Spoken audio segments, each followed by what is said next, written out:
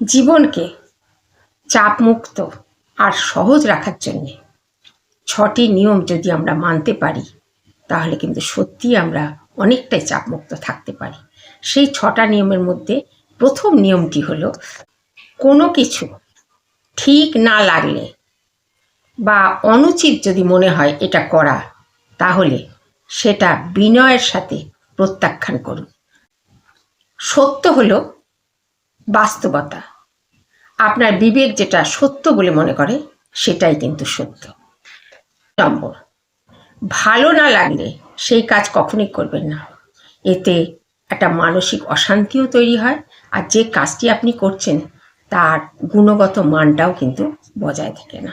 4 নম্বর, যেটুকু উপার্জন করুন সৎভাবে করুন। অসৎভাবে উপার্জন করলে জীবনের কিন্তু শান্তি বজায় রাখা যায় না, খুব কষ্ট পেতে হয় পরে। তাই সততার সঙ্গে যেটুকু উপার্জন করবেন করুন।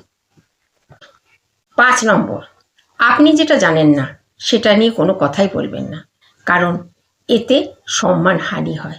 সেখানে কিন্তু চুপ থাকাটাই ভালো।